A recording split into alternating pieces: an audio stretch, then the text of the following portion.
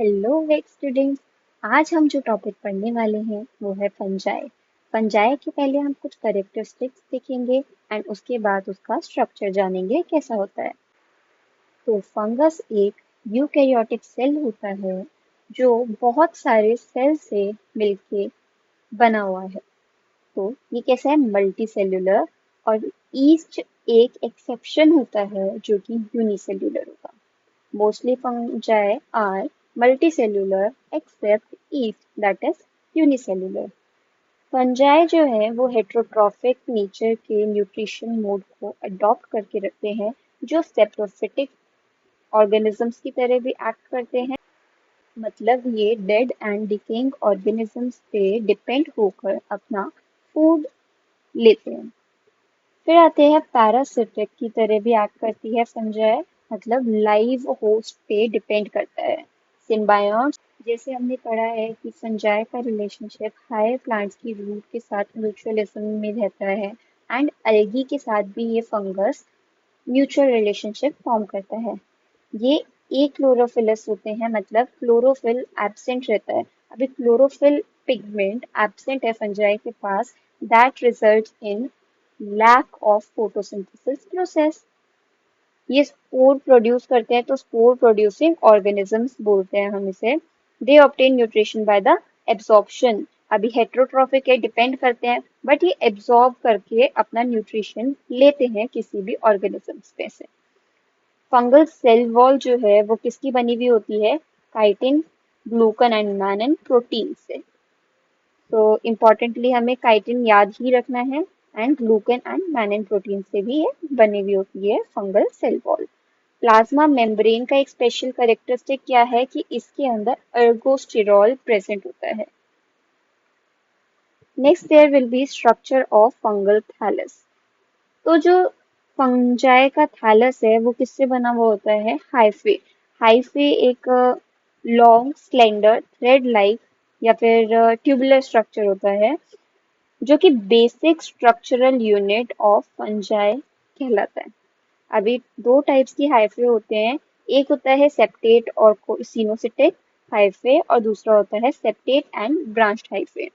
सो जो एसेप्टिक है, मतलब बीच में कोई भी सेप्टा या वॉल प्रेजेंट नहीं होगी हाइफे के अंदर, तो उसे बोल देंगे एसेप्टिक या फिर coenocytic hyphae. Hyphae that does not possess any septa और वॉल विद इन इट, तो उसे बोलेंगे एसेप्टेट और सिनोसिटिक हाइफे। इसका एक एग्जाम्पल क्या है? फाइकोमाइसिटीज फैमिली जो भी है वो एसेप्टेट होती है। उसके अंदर म्यूकर और राइजोपोस जैसे एग्जाम्पल्स आएंगे। You can see in the diagram कोई भी सेप्टा या वॉल इसमें प्रेजेंट नहीं होती। Septate and branched hyphae. Hyphae process septa और वॉल्स। एसेप्टेट मतलब एब्सेंस ऑफ वॉल्स, सेप्टेट मतलब वॉल्स प्रेजेंट रहेंगी और ब्रांच स्ट्रक्चर भी होता है इसका। So hyphae possess septa और walls within its structure. इसके एग्जाम्पल क्या है? एस्कोमाइसिटीज, बेसिडियोमाइसिटीज और ड्यूट्रोमाइसिटीज। और ब्रैकेट में इसके एग्जाम्पल्स लिखे हैं कि एस्कोमाइसिटीज के अंदर कौन कौन से फंगस आते हैं, जैसे कि एस्परजिलस, पेनिसिलिन और ईस्ट एस्कोमाइसिटीज का पार्ट है। पक्सीनिया, ओस्टिलागो और अगैरिकस बेसिडियोमाइसिटीज का पार्ट होता है।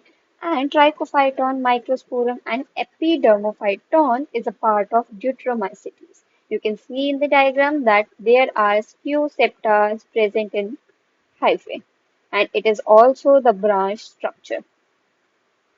Move on to the next, that is mycelium. Bunch होता है, मास होता है हाइफे का। So it is a mass of interwoven hyphae. जो हम माइसीलियम में ये क्या फॉर्म करता है? Vegetative body of fungus form करता है। इसके कुछ रिप्रोडक्टिव स्ट्रक्चर्स होते हैं। जो फंजाई है वो एसेक्सुअल रिप्रोडक्शन, सेक्सुअल रिप्रोडक्शन और वेजिटेटिव रिप्रोडक्शन, तीनों टाइप की रिप्रोडक्शन परफॉर्म कर सकता है। तो अगर वेजिटेटिव रिप्रोडक्शन प्रेजेंट है फंजाई के अंदर तो वो बर्डिंग या फ्रेगमेंटेशन के थ्रू होती है। देन एसेक्सुअल रिप्रोडक्शन जो है वो क्लेमाइडोस्पोर्स की वजह से, कोनिडिया और स्पोरेंजियोस्पोर्स की वजह से होती है। तो जो कोनिडियाज हैं वो कोनिडियोफोर के एक्सटर्नल सरफेस पे अपने स्पोर्स को प्रोड्यूस करते हैं। तो spores produced externally on the conidiospores, and sporangiosपोर्स जो है वो स्पोरेंजियम के अंदर स्पोर्स प्रोड्यूस करते हैं। So spores produced internally on the sporangium. Now we come to the sexual spores. तो सेक्सुअल स्पोर्स हमारे तीन टाइप के होते हैं, ascospores, basidiospores and zygospore.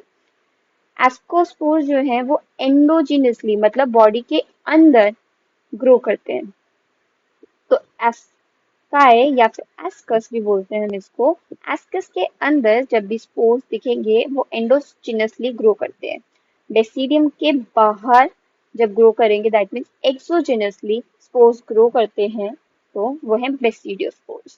Sexual spores जो फाइकोमाइसेटीज फैमिली के अंदर देखने को मिलते हैं, these are zygospores. Now we'll see the growth of fungus. जो ग्रोथ होती है फंगस के अंदर वो कौन से टेम्परेचर या पीएच वगैरह पे, ऑप्टिमम पीएच वगैरह पे डिपेंड करती है।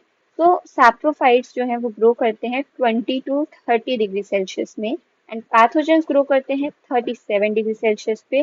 तो ये दोनों चीजें हमें याद रखनी है, अलग अलग टेम्परेचर पे ही ये चीजें परफॉर्म होंगी। जनरली फंगस को ग्रो करवाने के लिए एक ग्रोथ मीडियम लगता है जो कि एसजीए है। एसजीए की फुल फॉर्म क्या है? सेबरॉड डेक्सट्रोज मीडियम। एंड इसमें हाई ह्यूमिडिटी चाहिए होती है ग्रोथ के लिए। जब भी ह्यूमिड एनवायरनमेंट प्रेजेंट होगा किसी जगह पे तो फंगस को ग्रो करवाना इजी रहता है। एसिडिक पीएच पे फंगस इजीली ग्रो करती है, पीएच अंडर 4.5 to 5.5। ये स्लो ग्रोअर्स होते हैं comparative to bacterias. And fungus का बेसिक स्ट्रक्चर हमारा ये रहा। तो पहले क्या होगा? हाइफे, फिर हाइफे के ऊपर यहाँ पे स्पोरेंजियम प्रेजेंट है, इसके अंदर काफी सारे स्पोर्स प्रेजेंट होते हैं, तो इन्हें बोल देते हैं स्पोरेंजियो स्पोर्स। एंड ये जो रूट लाइक स्ट्रक्चर है उसे रूट नहीं बोलते, इसे क्या बोलते हैं? Rhizoid. I hope this all is clear and thank you for watching.